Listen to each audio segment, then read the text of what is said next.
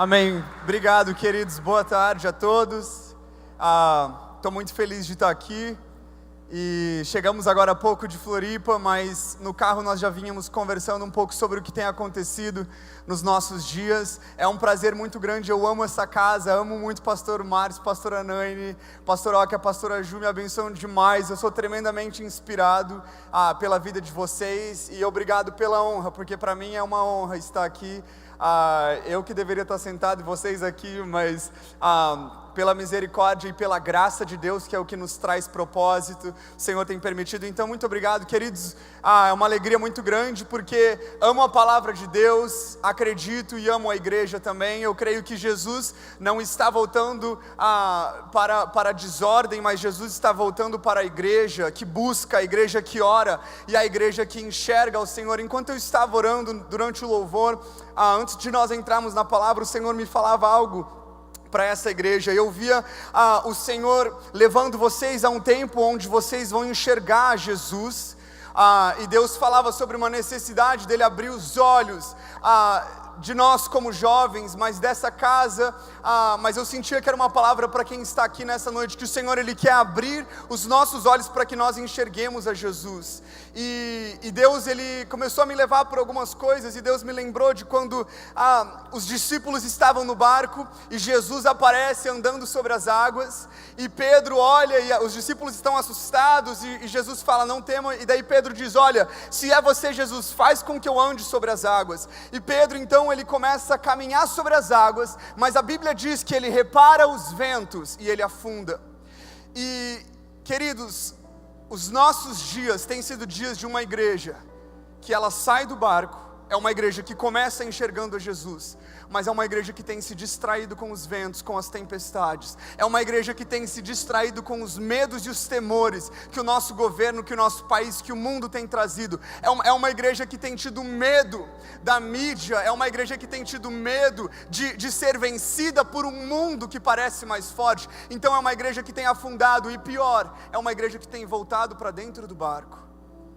Jesus tem nos chamado como igreja a caminhar sobre as águas, e eu creio que Jesus Ele está preparando a igreja dos últimos dias a ser uma igreja que caminha tão fixamente olhando para Jesus, que ela caminha e nem percebe que está andando sobre as águas, porque o desespero e a necessidade de chegar até Jesus é tão grande, que a fé dela move qualquer coisa, a fé dela faz com que qualquer obstáculo seja eliminado para que ela caminhe em direção ao Senhor. E eu creio, queridos, que muitos de vocês têm enfrentado desafios, têm enfrentado gigantes dentro da sua casa, até mesmo na sua universidade, no seu trabalho, mas o Senhor está dizendo, coloque os seus olhos em Jesus, não se distraia com os ventos.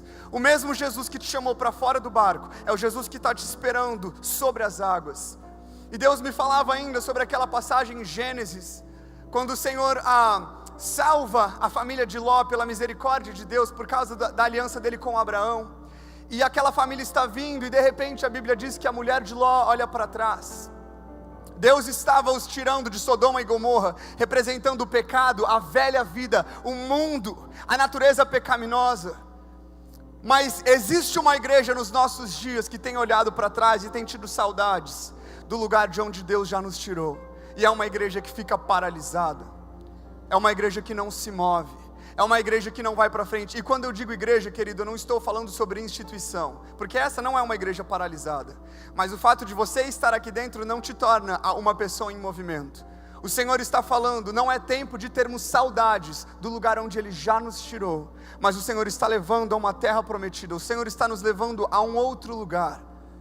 Queridos, você acredita que Jesus está perto?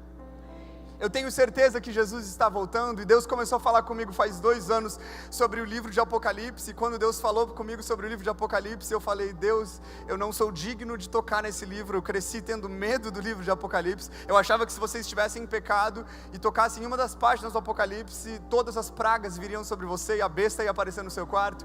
Eu achava que o livro de Apocalipse ia me mostrar a besta, e o 666, e o chip que a Dilma quer implantar, e todas as coisas, e eu tinha medo do livro de Apocalipse, eu cresci com medo, e daí Jesus falou, abre o livro. Eu falei, Deus, não, eu não estou pronto, eu não li o suficiente, eu não sou santo o suficiente, e eu não sei se você está se identificando, não precisa levantar sua mão aí, mas eu cresci assim, e até que eu abri o livro, e quando eu abri o primeiro versículo, no versículo 1, A primeira palavra é revelação. E as outras palavras são de Jesus Cristo. Revelação de Jesus Cristo. Naquele momento o Espírito Santo já me deu um tapa santo na minha cara que doeu muito. E ele falou: você leu em algum momento 666, besta, capeta, Satanás, inferno, perseguição, arrebatamento? E Jesus começou a me falar sobre que todo o propósito do livro de Apocalipse é revelar Jesus Cristo como nosso noivo, mas é revelar a pessoa do Senhor Jesus Cristo. E começou a ficar tão claro para mim essa estratégia de Satanás de esconder o livro de Apocalipse da igreja, porque se a igreja não tem a revelação de Cristo, nós não vemos Jesus. Se nós não vemos Jesus, nós afundamos e voltamos para o barco. Se nós não vemos Jesus, nós olhamos para trás e somos paralisados. Mas queridos, chegou a hora da igreja abrir o livro de Apocalipse. Jesus está voltando para uma igreja que o enxerga. Jesus está voltando para uma igreja que entende que ele tem cabelos brancos, que os olhos dele são como chamas de fogo, a voz como a voz de muitas águas, os pés como bronze reluzente. E eu queria te encorajar, queridos, como jovem, não sei se você já fez isso, leia o livro de Apocalipse, você vai se apaixonar pelo noivo. Sabe, quando tudo começou entre mim e a minha linda noiva, maravilhosa, eu amo ela. Falando nisso, os dois meninos que eu trouxe, os dois estão solteiros, tá? Eles são ótimos partidos, um já é formado na escola de discípulos lá no GV Internos, o outro está no 2º ano, músico, filho de pastor. Então, queridos, eles estão livres. No final aí pode trazer as fichas para mim, o pastor Oca vai me ajudar aí, mas seja livre para conhecer ele, né? Nunca se sabe o que vai acontecer. Mas amém. Quando eu comecei a conversar com ela morava em São Paulo. A Júlia morava em São Paulo e eu moro em Floripa. Então a gente se falava por mensagem, FaceTime. Mas queridos, algo aconteceu quando eu vi ela pela primeira vez depois de um ano. Quando eu enxerguei ela com os meus olhos, algo aconteceu. E tudo aquilo que eu já tinha em palavras, tudo aquilo que eu já tinha em teoria na minha mente, de repente, com um fogo, uma chama tomou conta de mim. E uma paixão tão forte. E Deus começou a falar: Felipe, é por isso que eu preciso que você me enxergue. Porque enquanto você não me enxerga, você me ama de uma maneira limitada, você me ama até um certo ponto, mas queridos, a partir do momento que você enxerga o noivo, que você enxerga o Senhor Jesus Cristo, aquilo toma conta de você, de uma tal forma, que você não consegue mais se controlar. E queridos, eu queria declarar sobre vocês, sobre essa igreja, eu sinto o Senhor levando vocês como uma casa que enxerga o Senhor Jesus Cristo, e uma casa que vai ensinar outras pessoas, outras igrejas e instituições a enxergarem o noivo, a enxergarem o Senhor Jesus Cristo. E eu profetizo isso sobre a vida de vocês, mas não é sobre isso que eu vou pregar. Queria que você abrisse comigo no livro de 1 Reis, capítulo 19. 1 Reis, capítulo 19. Nós vamos ler do versículo 1 ao versículo 3, mas nós vamos passear pela Bíblia. Quantos aqui amam a palavra de Deus? Amém? Nós nunca podemos nos cansar da palavra de Deus. Sabia que se eu chegasse aqui e falasse: abre comigo em João 3,16, e você pensasse na sua mente: que droga, já ouvi essa. Você está cansado da palavra de Deus, e nós não podemos nos cansar. Porque, queridos, eu não sei se isso já aconteceu com você, eu leio o mesmo versículo 3 vezes, a cada vez Deus fala uma coisa diferente. Amém? Alguém aí me entende? Hoje, enquanto eu estava lendo aqui na salinha os versículos que eu já tinha preparado, Deus começou a falar outras coisas. E essa é a palavra de Deus, ela é viva e eficaz. Então 1 Reis capítulo 19, versículo 1 diz assim: Ora, Acabe contou a Jezabel tudo o que Elias tinha feito e como havia matado todos aqueles profetas à espada. Por isso, Jezabel mandou um mensageiro a Elias para dizer-lhe: que os deuses me castiguem com todo rigor, se amanhã nesta hora eu não fizer com a sua vida o que você fez com a deles. Elias teve medo e fugiu para salvar a sua vida. Em Berseba de Judá, ele deixou o seu servo. Até aí, queridos. Queridos, Jezabel era uma mulher que, muito tensa, uma mulher muito difícil. Era uma mulher, eu não quero falar essa palavra, mas talvez eu fale ela, mas era uma mulher, vou falar então. Ela era uma cachorra. Essa mulher era terrível. Desculpa a palavra aí, mas a gente pode usar essa palavra para Jezabel, porque ela era mesmo. Ela era uma mulher terrível, queridos. Ela era uma mulher manipuladora. Ela era tão tensa e tão ruim, que ela é citada no livro de Apocalipse como um espírito maligno. O espírito de Jezabel. Ela era uma mulher totalmente manipuladora. Era uma mulher que ela exterminava os profetas de Deus. Então pensa que ela entraria nesse lugar e ela olharia para os soldados que estavam com ela e falar: pode matar todo mundo. E eles iam matar, assassinar todos nós. Eles cortavam as cabeças. Eles eram terríveis quando eles estavam sendo debaixo das ordens de Jezabel. E talvez você já escutou muito sobre Jezabel, o foco não é ela hoje, mas às vezes a gente fala, olha, cuidado querido, essa mulher aí é uma Jezabel, fica longe dela. Mas eu queria dizer uma coisa, tá queridos? Que às vezes a gente olha para um casal de namorado e fala, ai que pena que ele está namorando ela. Ela é uma Jezabel e ele é tão fofinho, ele é tão poderoso. Mas sabe queridos, uma Jezabel só se casa com um Acabe. Então se existe Jezabel, existe Acabe, que é o marido dela. Então nunca olhe para um casal e entenda que é um ou outro, porque se um escolheu o outro, e outra, vocês que estão solteiros, tome cuidado com quem você vai escolher, ore muito antes de escolher, porque Jezabel era uma mulher terrível, ninguém aqui é Jezabel, tá querido, não precisa olhar e cutucar a pessoa do seu lado, não é isso que eu estou dizendo, mas Jezabel, ela estava exterminando os profetas, e Elias, cara, ele era um cara muito irado, ele era um top das galáxias, Elias, ele chegou, e daí, é tão engraçado porque a gente vê Elias zombando dos outros profetas. Pensa que eles fizeram um UFC dos profetas lá no monte. Subiu então Elias e os profetas de Baal, tá? Então ia ser a luta do UFC de hoje em dia, tava todas as câmeras lá, tudo preparado. Aí começou e os profetas de Baal, daí Elias falou, ó, faz a macumba de vocês, se manifestar alguma coisa aí, beleza, vocês venceram. Depois eu vou fazer a minha parada e se eu conseguir algo mais forte que vocês, eu venci. Aí começa lá os profetas de Baal fazer macumba, feitiçaria, mandinga, tudo. Eles começam a jogar carta, tudo, fazendo lá macumba. Aí Elias começa a falar, olha, talvez o Deus de vocês não está ouvindo, fala mais alto, grita mais alto. Aí eles começam a gritar mais alto e eles estão se chicoteando e tal, e nada acontece. E de repente Elias vem, estala os dedos e a parada acontece de uma maneira sensacional, tipo a canela do Anderson Silva, se você viu aquela luta lá, aquela dobra assim, né?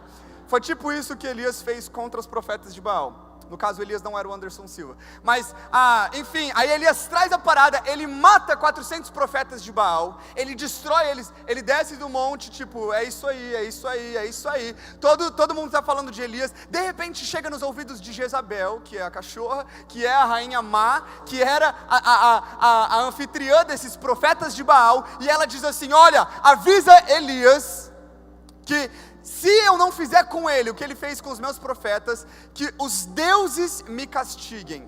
Aí Elias chega e ouve essa parada, aí Elias ouve, olha, Elias, se você não morrer como os profetas morreram, Jezabel disse que ela vai, que os deuses, aqueles deuses lá no monte que não se manifestaram, vão castigá-la.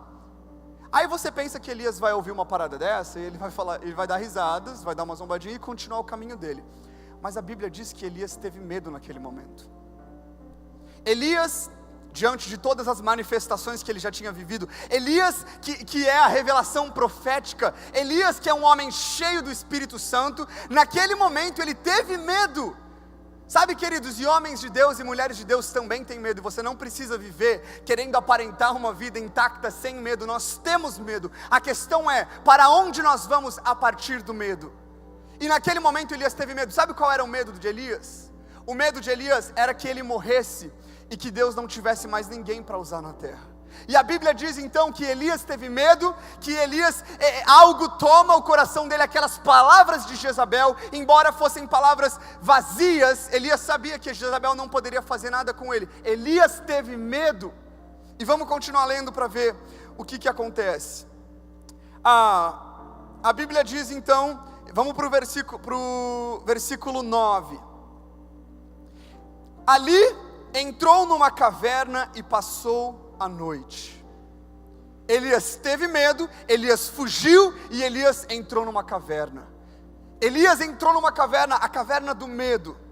E aí aqui diz, e a palavra do Senhor veio a ele, o que você está fazendo aqui, Elias? E ele respondeu, eu tenho sido muito zeloso pelo Senhor, o Deus dos exércitos. Os israelitas rejeitaram a tua aliança, quebraram os teus altares e mataram os teus profetas à espada. Eu sou o único que sobrou e agora também estão procurando matar-me. Até aí, olha só o que aconteceu se você está viajando um pouco. Elias entrou na caverna fugindo de medo, a voz de Deus aparece e pergunta, Elias, o que você está fazendo aí? E daí Elias, ao invés dele responder o que ele estava fazendo ali, Elias respondeu o porquê ele estava ali. E Elias diz, Senhor, muitos têm se rebelado, muitos têm te abandonado, muitos foram mortos, só sobrou eu. Deus, eu sou a última traquinas do seu pacote. Você só tem Eu, Jesus. Você não tem mais ninguém, Deus. Se eu morrer, acabou, Deus. Esse negócio de povo de Deus, de profeta, de falar, acabou, Deus. Se eu morrer, acabou. Naquele momento, queridos, o primeiro erro de Elias, Deus pergunta o quê? E Elias responde o porquê. Sabe o que Elias estava fazendo? Justificando a negligência dele. E muitos de nós estamos aqui, queridos. E você tem um chamado do Senhor na sua vida. Você tem algo que já foi dito para você, já foi revelado na sua vida. O Senhor já te tirou de um lugar, já te levou para outro lugar. O Senhor já se revelou a você. Mas você escolheu ir para um lugar de caverna. Isso, queridos, não é um título que vai te salvar disso. Não é o fato de você ser um pastor, um supervisor, um líder, um coordenador. Elias era um profeta e ele estava escondido. Mas Elias, ele se esconde. O primeiro erro é que ele fala o porquê e ele não responde à pergunta de Deus. A segunda coisa que Elias faz é que Elias começa a falar: Deus, se eu morrer, acabou, você não tem mais ninguém para usar. E Elias pensou que o chamado dele vinha dele mesmo e não de Deus. Sabe que muitas vezes nós tentamos proteger o chamado de Deus nas nossas vidas. Muitas vezes você não se encaixa em um lugar e você acha que você não está sendo valorizado ou visto. Você acha que o seu chamado é grande demais, as pessoas, e por isso você precisa proteger o seu chamado. Sabe o que você está dizendo? Que quem te chamou foi você mesmo e não Deus. Deus não precisa de proteção. Você acha que Deus precisaria de proteção? Você acha que Deus precisaria de cristãos que vão para as ruas com ódio, que vão para o Facebook, lá para o Instagram com ódio, fazendo discursos de ódio contra o governo, ou contra, enfim, as pessoas? Queridos, Deus não precisa de protetores. Deus precisa de filhos, é o que Ele busca. E naquele momento Elias estava na caverna do medo, na caverna da desistência, e Elias, ele se esconde para proteger o seu chamado. Elias errou quando ele pensou que o chamado era dele e não de Deus. Vamos continuar lendo. O Senhor lhe disse: saia e fique no monte, na presença do Senhor, pois o Senhor vai passar. Então veio um vento fortíssimo que separou os montes e esmigalhou as rochas diante do Senhor, mas o Senhor não estava no vento. Depois do vento houve um terremoto, mas o Senhor não estava no terremoto. Depois do terremoto houve um fogo, mas o Senhor não estava nele. E depois do fogo houve o murmúrio de uma brisa suave. Quando Elias ouviu, puxou a capa para cobrir o rosto, saiu e ficou à entrada da caverna. E uma voz perguntou novamente: o que você está fazendo aqui, Elias? Queridos, vamos recapitular. Elias derrotou os profetas de Baal. Chegou uma mensagem de Jezabel, ele ficou com medo de Jezabel, ele foi se esconder na caverna. Deus encontra Elias na caverna, chama Elias para o monte. Aí Elias sobe o monte, e algo acontece no monte, que é o que a gente vai comentar agora. Quando Deus fala: Elias, suba ao monte, Deus está nos ensinando algo. O monte, queridos, aquele monte era um monte onde muitas coisas tinham acontecido.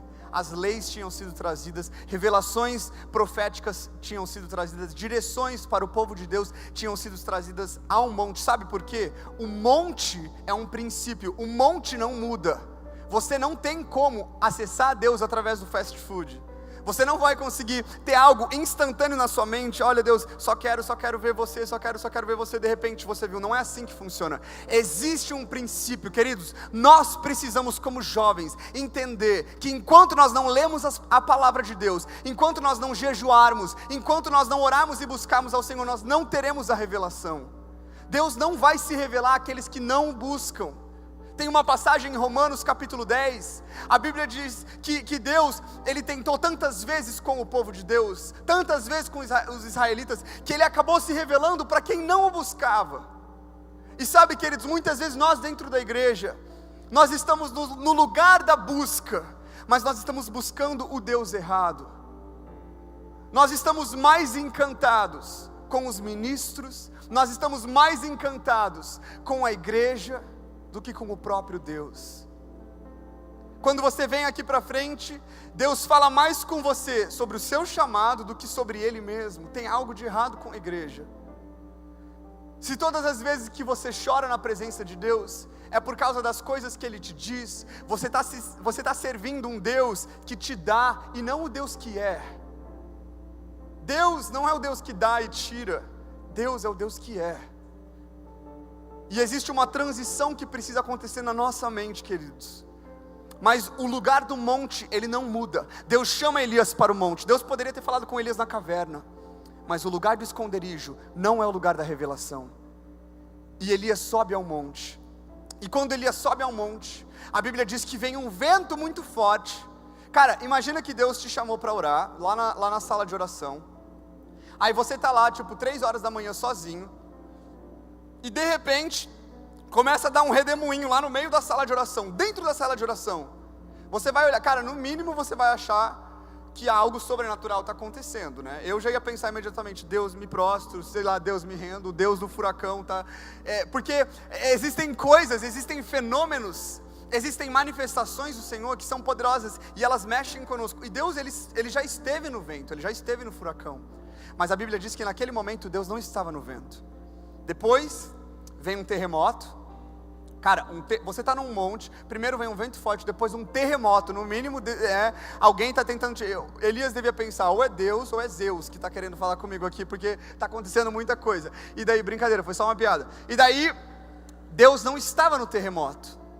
E depois, o fogo, gente, fogo, velho, fogo aparece para Elias, e Deus não estava no fogo. Deus tem um senso de humor muito legal. E sabe o que isso nos mostra? Queridos, eu sei que eu já falei isso para vocês, mas os meus avós, eles são pastores, né? O meu avô começou há 60 e tantos anos atrás no ministério, e é por isso que eu estou aqui hoje, por causa de um homem, né? O meu avô, ele fumava, o meu avô, ele estava noivo de uma outra mulher quando ele conheceu a minha avó. O meu avô não era um cristão devoto ao Senhor, mas quando ele casou, no dia do casamento dele, o Senhor começou a falar algo com ele, e enfim, a história do meu avô também seria um outro testemunho, mas o meu avô fez uma aliança com o Senhor, ele se ajoelhou com a minha avó, e eles oraram, eles falaram, Senhor, se algum dos meus filhos, ou dos meus netos, ou dos meus bisnetos, e ele orou pelas gerações, ele falou, se alguém não for te servir, eu peço para que eles nem venham a existir. E é uma oração muito forte, porque a minha avó perdeu 2 bebês, e o meu avô entendeu, quando a minha avó perdeu os bebês, o consolo que o Senhor estava trazendo, de uma oração que foi feita na noite de núpcias. Mas o meu avô, ele começou uma mudança da história, ele começou a transformar a história. Então eu queria te encorajar, se você não é filho de pastor, ou filho de cristão, e você está aqui, queridos, Deus está te chamando para você ser a primeira geração. Você vai trazer uma bênção para a sua descendência. Não existe maldição para aqueles que estão em Cristo. Se você está em Cristo, você é um herdeiro com Cristo, você herda tudo que é de Cristo, amém, queridos? Então, como neto de pastor e como filho de pastor, meus tios também são pastores, algo acontece quando eu leio essa passagem, porque eu olho para o fogo, para o vento e para o terremoto, e eu lembro dos testemunhos que meus avós me contam. Queridos, meu avô, ele viveu revelações tremendas. O meu avô conta que um dia, ele foi orar por um cara que não tinha um pedaço da perna, e a perna cresceu nos olhos dele. O pé cresceu. O meu avô, ele conta, junto com a minha avó, que às vezes eles não tinham o que comer, porque eles tinham abandonado tudo pelo ministério, numa época que a igreja ainda estava começando no Brasil, e de repente aparecia comida dentro da geladeira, aparecia comida no meio da cozinha. E eu ouço essas revelações de Deus trazendo para o meu avô, a revelação do avivamento que Deus trouxe para o meu avô, a revelação na época das células, como Deus falou com ele, e eu ouço isso, queridos, isso é fantástico. E a Bíblia diz em Provérbios que nós não podemos desprezar os marcos antigos, e isso é uma lição para a nossa geração que pensa que sabe de tudo e de todos. Nós não podemos desprezar o que uma geração já construiu, mas também nós não podemos ficar presos a um passado que já passou. Deus já esteve no vento, Deus já esteve no terremoto e Deus já esteve no fogo, mas existe uma revelação nova para o Senhor hoje. Não deseje uma revelação que já passou. Deus se revelou a outros homens, Deus se revelou a outras pessoas, Deus se revelou até mesmo a você, como Ele já havia se revelado a Elias através do fogo naquele monte. Mas sempre, queridos, existe uma revelação nova, e nós não podemos ficar presos, queridos, nós não podemos ser uma igreja que vive presa a uma revelação passada, e pior, que critica a revelação que Deus está trazendo no presente. Queridos, nós não podemos evitar que Jesus está mais próximo, e quanto mais próximo Ele está, existe uma revelação mais clara de Jesus. Sabe, queridos, a revelação da minha geração é muito maior do que a revelação da geração dos meus avós. Não porque eu sou mais santo, não porque eu estou comparando, mas porque eles começaram algo que eu estou continuando, que nós estamos continuando. E a revelação, ela precisa ser crescente. Não queira sentir Deus como você já sentiu antes. Peça por algo novo. Não entre no seu quarto e quando você for orar, Deus, eu quero sentir de novo aquilo que eu já senti. Sabe, querido, Deus tem algo novo. E o que eu acho incrível é que Elias, ele era o cara dos sinais barulhentos, de tudo que acontecia de maneira tão sensacional. E naquele momento, Deus não estava no fogo, no vento e no terremoto, Deus estava no sussurro. Quantas vezes Deus está nos convidando para o silêncio?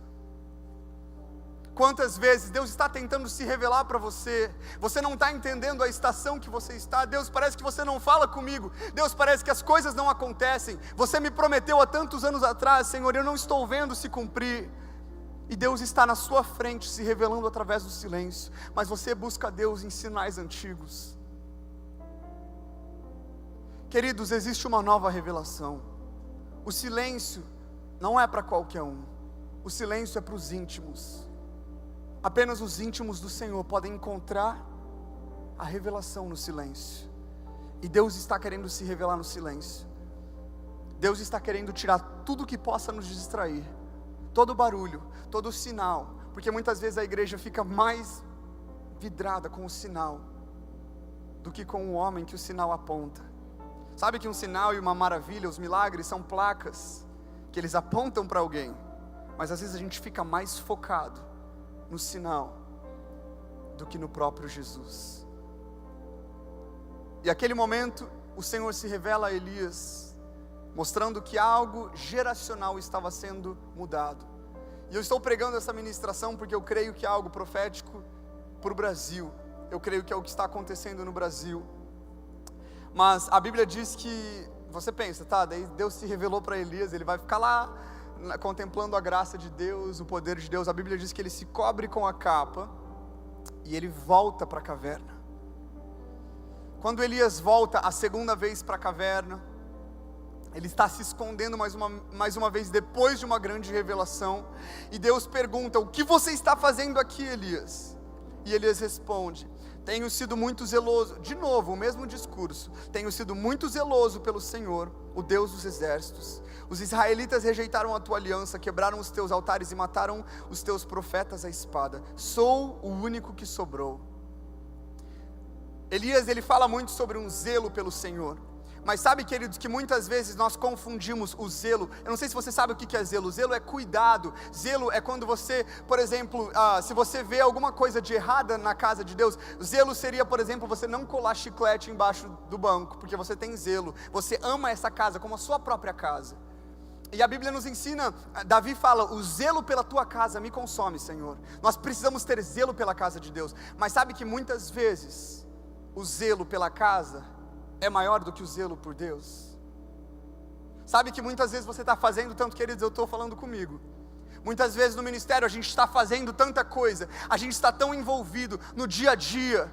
Lá em Floripa eu trabalho com os vídeos, e nós fizemos uma série há um tempo atrás do 13 Reasons Why, porque nós vimos que o suicídio estava se alastrando pelo Brasil e pelo mundo, e lançou essa série no Netflix do 13 Reasons Why, onde são 13 razões pelas quais uma menina se suicida, e cada razão é uma pessoa. É uma série muito, muito assim, enfim, né, é uma série louca. E daí, quando eu assisti aquilo, eu comecei a chorar por uma geração. O meu irmão, na verdade, me ligou e ele me mandou assistir. Ele me ligou chorando e ele falou: Fih, tem algo no meu coração. Quando eu assisti, eu falei: Gabriel, a gente precisa produzir vídeos. E a gente produziu uma minissérie. Cada semana a gente fez um episódio. Queridos, isso é uma loucura. E naquelas semanas eu lembro que eu estava tão focado nos vídeos que às vezes Deus falava: olha para mim, para de olhar para os vídeos. Tira os seus olhos dos vídeos e olha para mim. Tira os seus olhos da mídia e olha para mim. E muitas vezes, queridos, a gente está tão envolvido, e não é com um coração ruim, a gente quer dar o melhor para o Senhor, mas o zelo pela casa não pode ser maior do que o zelo pelo Senhor. E o zelo pelo seu próprio chamado, como é o que estava acontecendo com Elias, nunca pode ser maior do que o zelo pelo próprio Deus. Porque esse zelo pelo seu chamado, ele vai te levar para uma caverna da desistência. Você vai perceber que você não consegue. Você vai perceber que Jezabel pode te atacar. Aí você vai ficar com medo e você vai se esconder. E continuando aqui, ele diz que ele é o único que sobrou. Gente, sabe de nada inocente Elias, né? Ele pensando que ele era o único. Cara, você já pensou você chegar no seu quarto e falar: Deus, a sua obra em São José dos Pinhais está maravilhosa, mas olha, na minha igreja todos se perderam, ninguém sabe o que está acontecendo, eu sou o único Deus. Olha, eu estou aqui no meu esconderijo. Queridos, era mais ou menos isso. Elias estava achando que ele era o único. Elias estava dizendo para Deus o que Deus ia ter que fazer. Que ousado, que ousado. E ele diz isso: e agora também estão procurando matar-me, Senhor. E Deus lhe disse: volte. Aqui Deus falou assim: ok, Elias, eu já entendi, você desistiu. E aqui Deus diz: volte pelo caminho por onde veio e vá para o deserto de Damasco. Chegando lá, unja Azael como rei da Síria, unja também Jeú como filho de Ninsi como rei de Israel, e unja Eliseu, filho de Safate, de Abel-Meolá, para suceder a você como profeta. E daí ele começa a falar o que Jeú vai matar, o que Azael vai fazer, e ele diz: então Elias saiu de lá da caverna, e ele encontrou Eliseu. Deus traz 3 ordens para Elias. Deus fala: Elias, ok, você quer passar o bastão, você como geração já terminou, ok, eu entendo. Então faz 3 coisas, Elias: unja Azael, que vai ser rei da Síria, unja Jeú, que vai ser rei de Israel, e unja Eliseu, que vai ser profeta. São 3 ordens, correto? Você consegue entender comigo, né? 3 ordens, 2 reis e 1 profeta. Eu acho que Elias talvez não tenha entendido certo, ou ele entendeu, porque a Bíblia diz que ele sai da caverna e ele vai direto para Eliseu. Eliseu era a 3ª ordem. Eliseu falava de uma necessidade, porque Elias estava com medo. Elias não estava aguentando mais o manto profético, então ele precisava passar para alguém. Isso é uma necessidade. Jeú e Azael fala de propósito. Elias escolheu o caminho mais curto. O caminho mais curto é o caminho da necessidade. E Deus pode te usar, Deus vai te usar se você escolher a necessidade, mas você vai deixar propósitos para trás. Você vai deixar propósitos em aberto, queridos. Você vai deixar vidas, você vai deixar nações, porque a sua necessidade fala mais alto do que seu propósito. Sabe, queridos, que engraçado, porque Deus está falando muito comigo nesse momento. Eu estou sentindo que Deus está falando comigo mesmo. Queridos, quantas vezes a gente está querendo pegar o caminho da necessidade? Porque Deus vai nos abençoar. Não é que você vai desistir, Deus vai te abençoar. Mas existe um caminho, ele talvez seja mais doloroso, ele talvez seja mais... ele vai exigir mais de você. Talvez você não vai ter as finanças que você pensou que teria, talvez você não vai ter a vida natural que você pensou que você teria. Mas existem propósitos que nós precisamos cumprir como povo de Deus nessa terra. E Elias, ele pega o caminho mais curto e ele vai até Eliseu. E aqui também, cara, Eliseu é fantástico, porque o que acontece é muito legal. Diz aqui: então Elias saiu de lá e encontrou Eliseu, filho de Safate. Ele estava arando com 12 parelhas de bois e conduzindo a 12ª parelha. Elias o alcançou e lançou a sua capa sobre ele. Vamos continuar lendo. Dá para... Não sei se um projetor parou. Aí, voltou? Eliseu deixou os bois e correu atrás de Elias. Deixa-me dar um beijo de despedida em meu pai e minha mãe. Depois... e disse: e então irei contigo. Vá e volte, respondeu Elias. Lembre-se do que fiz a você. Olha que interessante esse encontro. Eliseu representa uma geração, Elias representa outra geração. Eliseu, então, ele está trabalhando com bois, tá? Eliseu não estava lá no quarto dele falando: ai Deus, meu chamado não chega nunca, eu fui chamado para ser um missionário às nações, enquanto o Senhor não me chamar eu não posso fazer nada, eu não posso trabalhar, eu não posso fazer isso. Queridos, nós como jovens precisamos entender que Deus trabalha com quem trabalha. Deus nos encontra trabalhando. E eu não estou te dizendo só naturalmente, mas naturalmente eu também estou falando, porque os jovens hoje pensam que tudo é vlog, né? Você vai trabalhar 1 hora por dia, fazer um vídeo e ganhar milhões de reais em patrocínios. Não funciona assim a vida real. Você precisa trabalhar. Você quer casar, você precisa trabalhar, você precisa construir algo. A Bíblia diz que o trabalho dignifica o homem. E Eliseu, como jovem, estava trabalhando. Mas Eliseu, queridos, ele não estava trabalhando com a mentalidade de um trabalhador. Ele estava trabalhando com a mentalidade de um filho. O que isso significa? Ele só estava esperando o pai chamar. Sabe como que eu posso te provar isso? A Bíblia diz que ele estava lá com 12 parelhas de boi. Isso mostra que ele tinha dinheiro, tá? Que os negócios estavam prosperando. Mas o fato dele estar trabalhando, ele não tinha tanto dinheiro. Então era ele mesmo que estava trabalhando. Quando Elias chega, não tem uma palavra, tá? Elias chega quieto. Pensa você trabalhando lá sei lá, você trabalha na frente do computador. Imagina lá, de repente entra um velho barbudo. Eu sempre imagino Elias um velho barbudo. Mas entra lá alguém e joga uma... não vou fazer essa... Tá. Entra lá alguém e joga uma capa sobre você. Aí você tá lá, no mínimo você ia olhar e falar: o que o Senhor tem para me dizer, né? Alguma coisa assim. Enfim, mas Eliseu, ele pega a capa, ele fica com aquela capa um tempo, fecha os olhos, daí ele olha para Elias, tira a capa, e aqui vai a primeira palavra. Ele diz: deixa eu me despedir dos meus pais.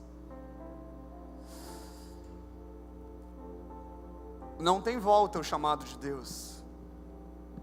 Tem uma música que eu gosto muito, que diz: para onde eu irei se eu não tenho para onde voltar? E naquele momento Eliseu está falando: olha, deixa eu só me despedir deles, porque eu sei que a partir de agora acabou isso daqui para mim. E Eliseu, ele vai, e daí Elias diz uma frase que a minha mãe sempre me disse, quando ela me dava Tupperware para eu levar para a escola com lanche, essas coisas, ela falava, são 2 vezes, alguém já ouviu essa frase? 2 vezes, vai e volta. E Elias diz isso para Eliseu naquela hora: vá e volte, igual a pastora Velma, minha mãe, diz. E daí, Eliseu vai se despedir dos pais, ele despede os pais. A Bíblia diz que ele pega todos aqueles bois, aquela parelha, e ele queima, queridos. A única resposta ao chamado de Deus para a sua vida, não é: ai, Deus me envia. A resposta ao chamado de Deus para que ele se cumpra na sua vida é sacrifício, obediência. Algo precisa ser renunciado. Uma das vidas de Eliseu precisaria morrer. Porque Pedro, quando Jesus chama, a Bíblia diz que ele passa os negócios, ele está lá, ele é pescador, né? Aí ele vai seguir a Jesus, mas ele deixa o sócio dele cuidando dos negócios.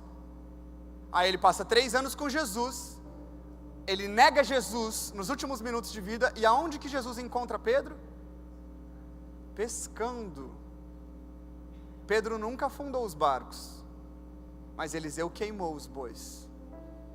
E quando Eliseu queima os bois, ele está deixando claro para o Senhor: eu estou sacrificando tudo que eu tenho, porque eu entendo que não tem mais volta. E Eliseu, mais do que isso, queridos, Eliseu sabia o que ia acontecer. Por quê? Porque Eliseu estava no lugar da intimidade. Ele já tinha ouvido de Deus. Sabe que às vezes a gente espera uma palavra profética para dirigir a nossa vida, mas uma palavra profética, ela confirma algo que Deus já nos falou no secreto.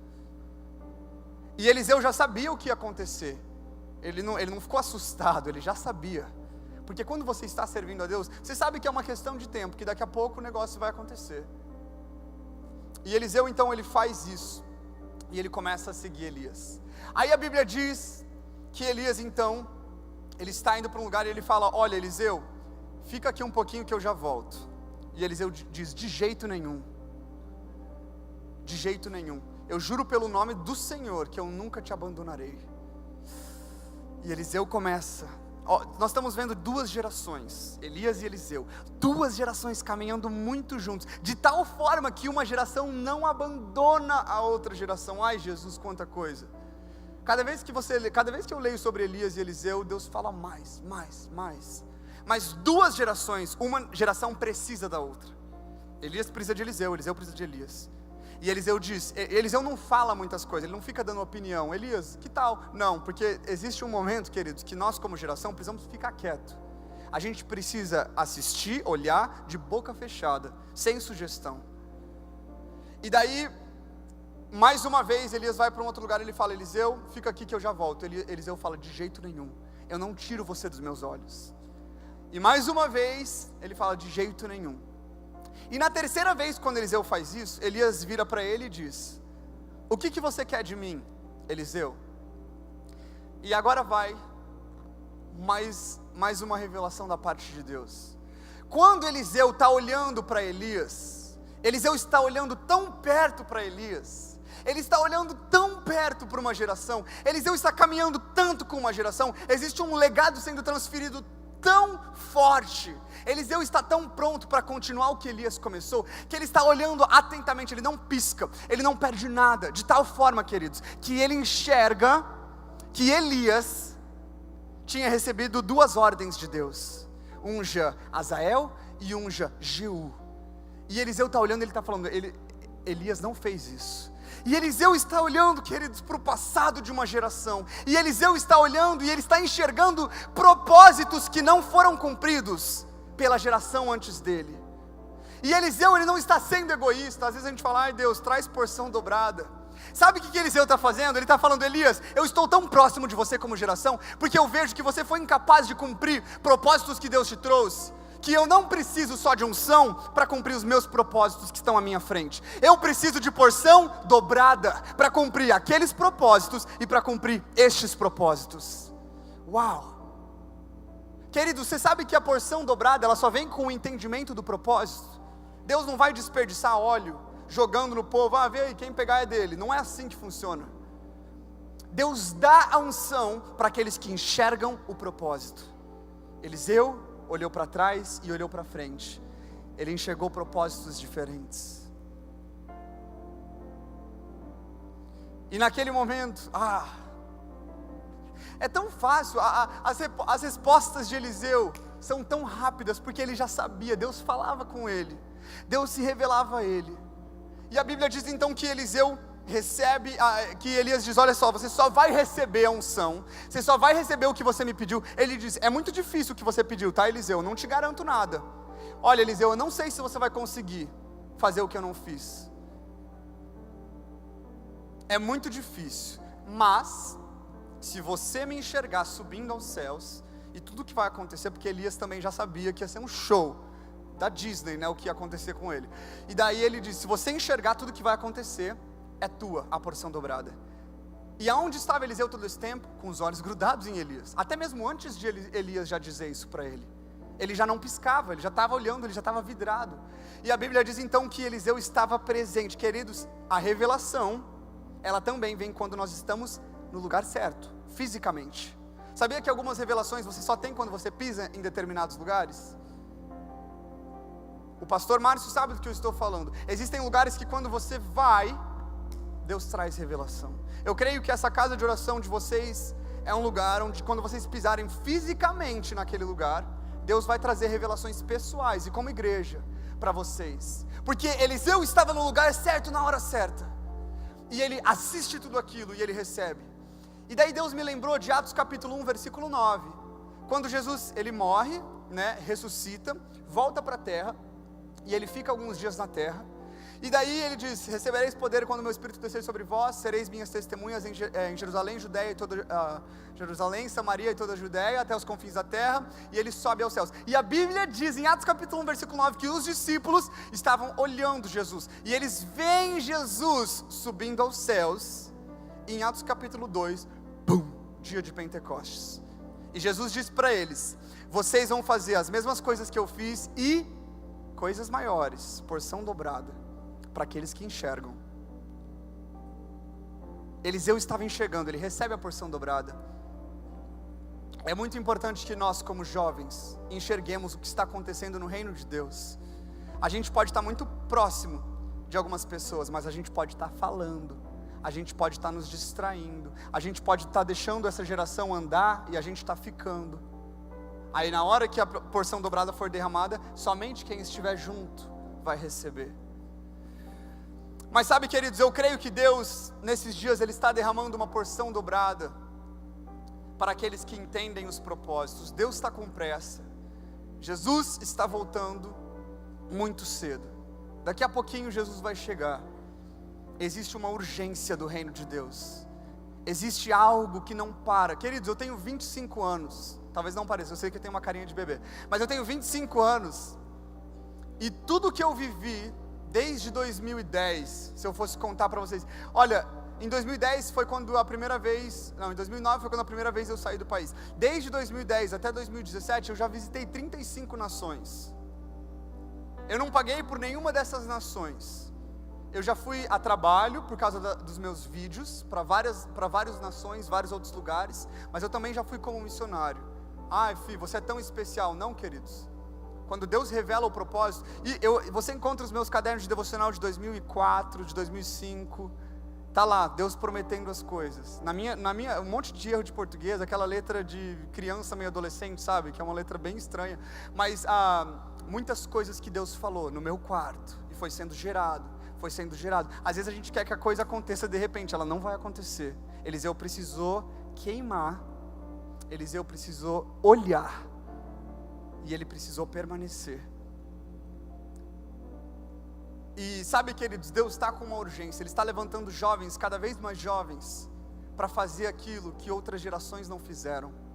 Não porque nós somos melhores, de maneira alguma, porque se não fosse por eles nós não estaríamos aqui, mas porque Deus está se revelando a nós. Ele está revelando os propósitos para que nós possamos cumprir.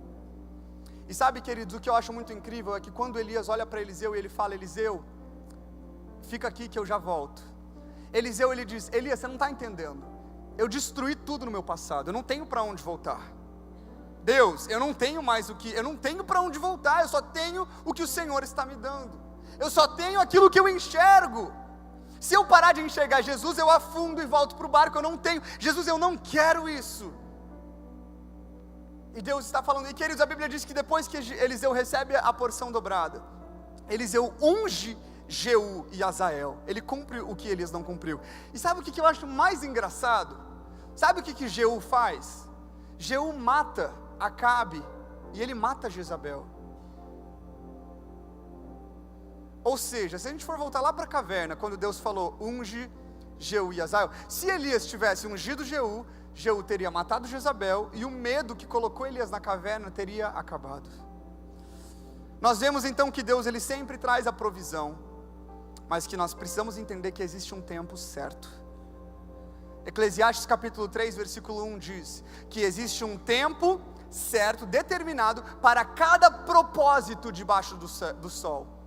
O que diz que se existe um tempo certo para cada propósito, se eu não tenho tempo para Deus, eu não tenho propósito. Sabe quando você diz, ai Deus, deixa eu estudar medicina, deixa eu estudar aqui no meu cursinho, deixa eu fazer isso, deixa eu viajar, daqui a pouco eu vou ter tempo para as coisas de Deus. Ah é? Você não está tendo propósito algum.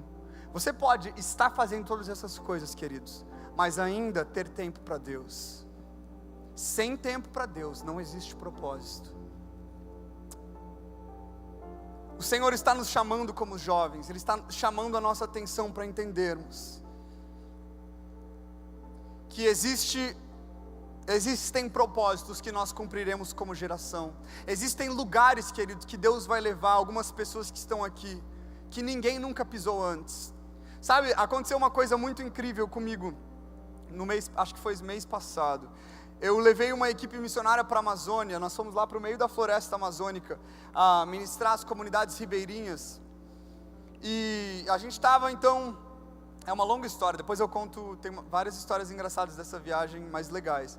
A gente chegou numa vila, e quando a gente chegou nessa vila, a gente só ia ficar um dia lá, mas quando eu pisei lá, Deus falou, vocês precisam ficar 2 dias, não 1.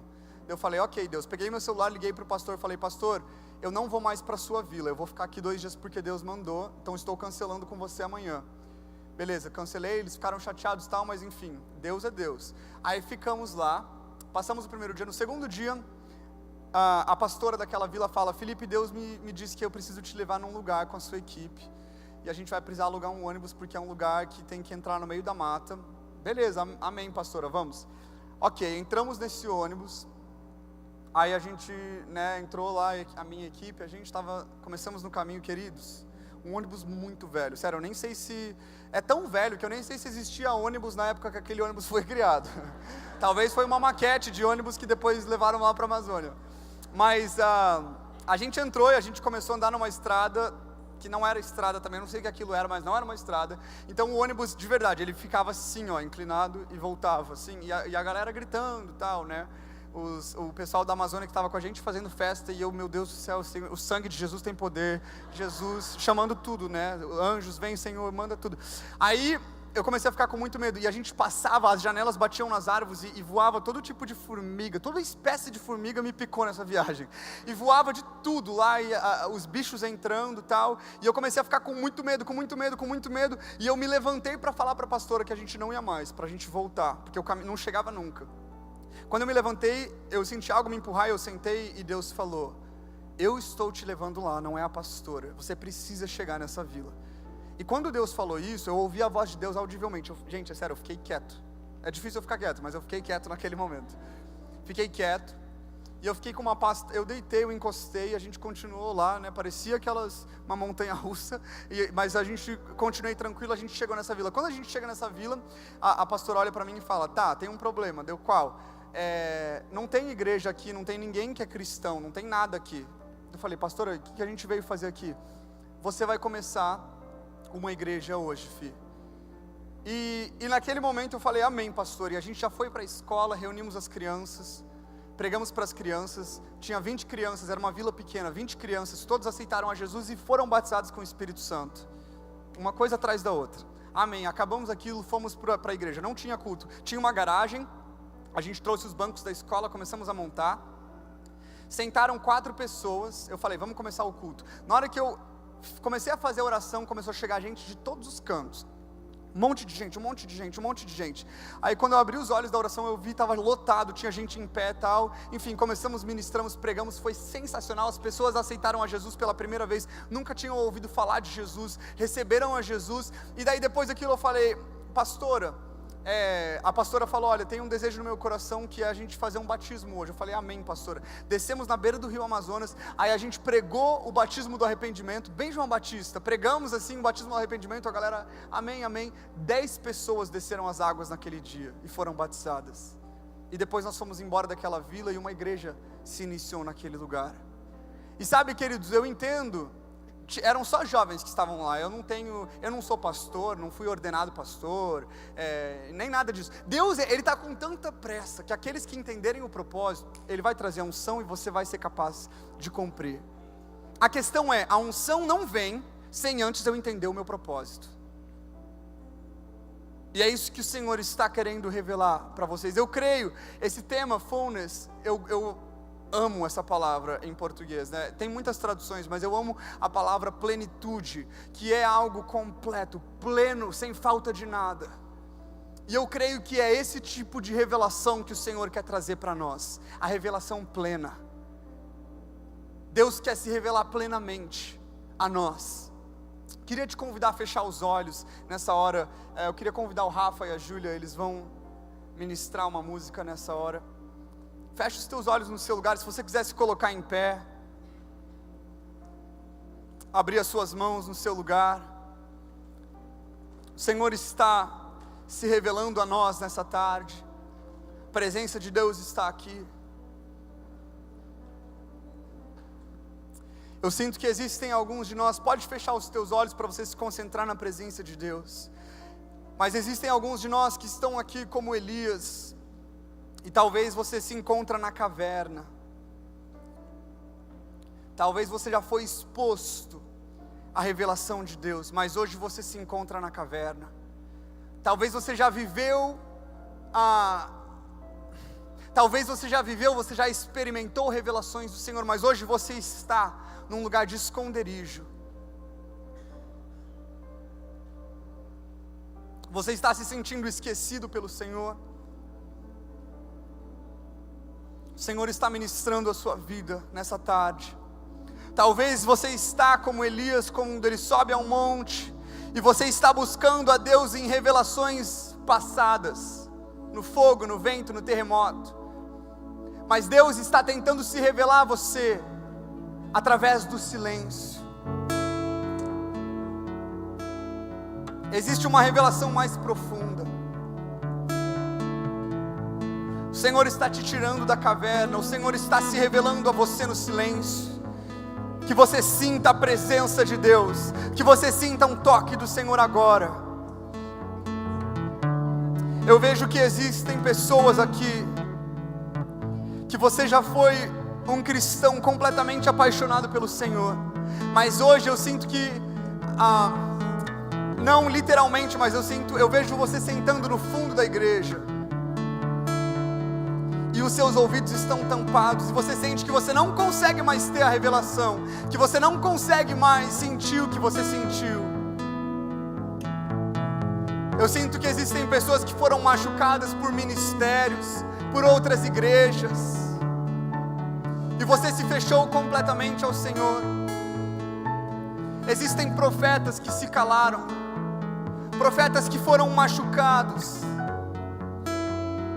e você se calou, você se fechou, você disse: Deus, eu não quero mais ter visões, Deus, eu não quero mais ter sonhos.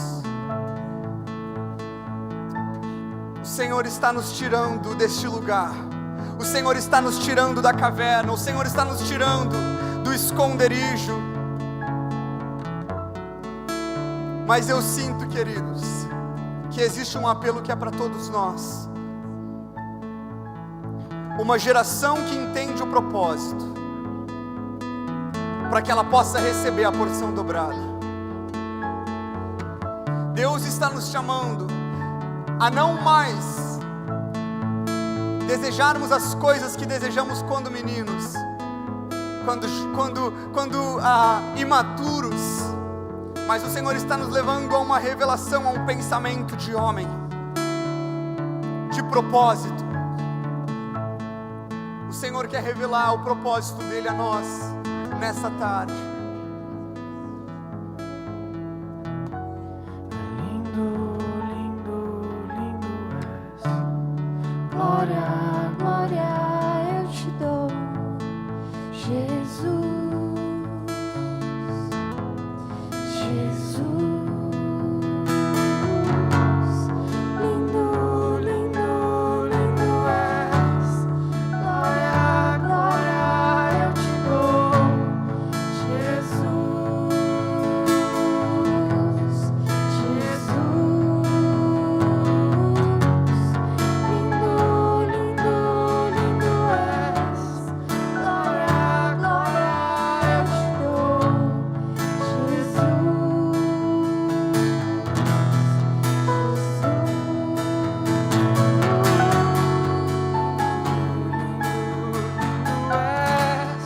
Glória, glória eu te dou, Jesus, Jesus, me leva à sala do trono, mostra tua beleza, quero ver tua face, Deus, me leva à sala do trono, mostra tua beleza, quero ver tua face, me leva à sala do trono, mostra tua beleza. Amém, querido. Amém. Eu gostaria de orar nessa tarde, e no desenrolar dessa história de Elias e de Eliseu, a Bíblia diz que existiam 7.000 que não haviam se contaminado, 7.000 profetas do Senhor que haviam sido separados. E existe um remanescente na nossa nação, existe um povo que tem permanecido fiel, e nós podemos fazer parte deste remanescente. Mas sabe, queridos, que a porção dobrada, ela fala sobre a herança do primogênito. Apenas o primogênito recebia a porção dobrada. E dos 7.000 profetas, Eliseu é quem recebe esta porção dobrada. E o Senhor estava trazendo à minha memória agora, eu queria falar isso, este é o apelo que eu gostaria de fazer nessa tarde, para aqueles filhos que, diferente do que Esaú fez, não vão trocar o seu direito de primogenitura por um prato de lentilha, não vão trocar a porção dobrada por um propósito natural, por um propósito humano. Deus está te perguntando nesta tarde, se você está disposto a abrir mão, a sacrificar, a entregar ao Senhor tudo, para que você tenha o direito, assim como Eliseu, de receber a porção dobrada e de cumprir propósitos de 2 gerações. E eu não quero fazer um apelo emocional nessa hora, e eu queria que fosse uma resposta sua ao Senhor, mas feche os teus olhos nessa hora. Se o Senhor está falando com você, se durante essa palavra você se sentiu tocado, você se sentiu encorajado, se você sentiu o Espírito Santo ministrando o seu coração, te levando a um lugar de entendimento, se em algum momento você sentiu que isso é para você, eu não quero que você faça algo emocional, não quero que você faça algo como uma tradição, mas se você sente isso, o Senhor se revelando, eu gostaria de te convidar aqui à frente, numa resposta sua ao Senhor. É uma resposta sua ao Senhor. Apenas aqueles que entendem o propósito, apenas aqueles que entendem e discernem o propósito, o Senhor está se revelando. Gostaria de te convidar, porque existe porção dobrada de unção sendo liberada nessa conferência. Não é à toa que o tema é plenitude. Existe algo pleno para que você possa cumprir plenamente aquilo que o Senhor te chamou. Eu vejo o Senhor abrindo os olhos, eu vejo o Senhor mudando tudo mais uma vez. Eu vejo uma revolução, eu vejo algo, uma transformação. Queridos, aproveite esse momento. Existe uma dispensação do Espírito, existe uma dispensação nova.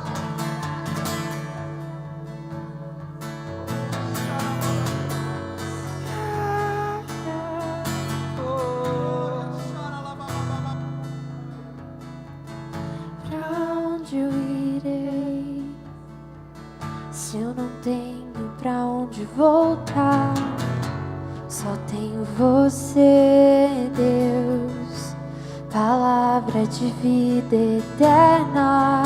Pra onde eu irei?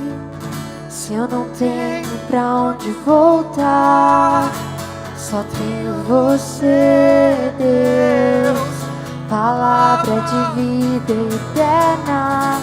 Pra onde eu irei? Se eu não tenho pra onde voltar, só tenho você, Deus, palavra de vida eterna.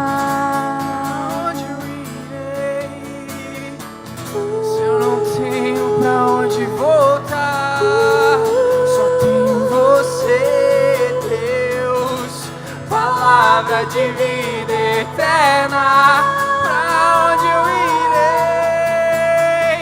Se eu não tenho pra onde voltar, só tenho você, Deus, Palavra de vida e eu me despedi dos meus pais. Eu queimei minhas carroças e eu afundei meus barcos no cais. E eu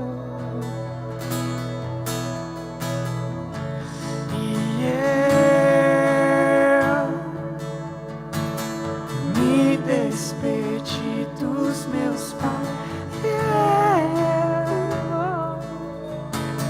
Queimei minhas carroças e eu afundei meus barcos no cais.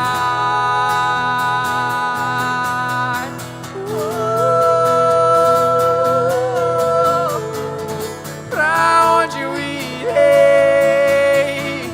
Se eu não tenho pra onde voltar, só tenho você, Deus, palavra de vida eterna. Pra onde eu irei? Se eu não tenho pra onde voltar,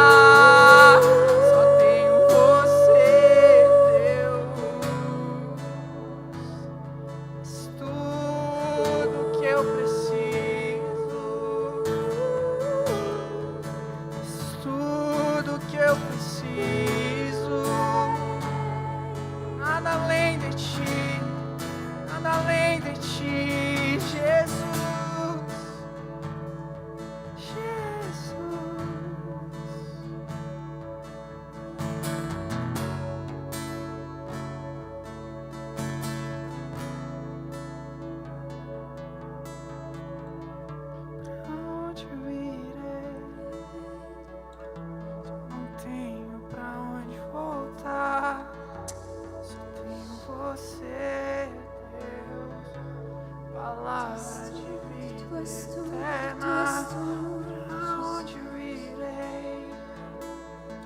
Se eu não tenho pra onde voltar, tudo, Jesus.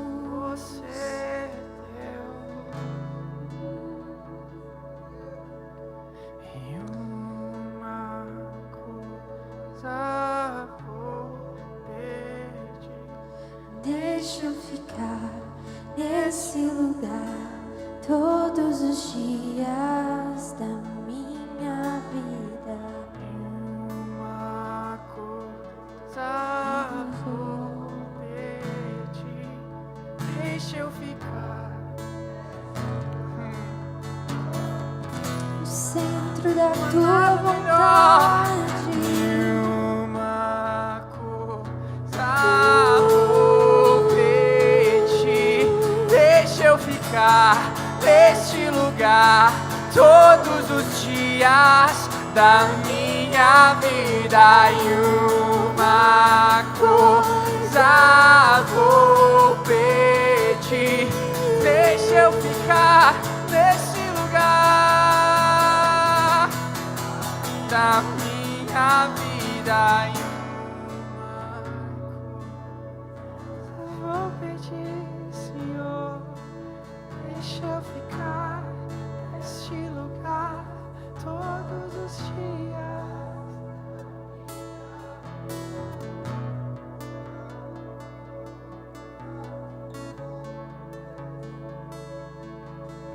Deixa eu ficar, Senhor. Amém, Senhor, em nome de Jesus eu oro por cada vida que está colocada aqui à frente. Pai, que os olhos sejam destrancados, Pai.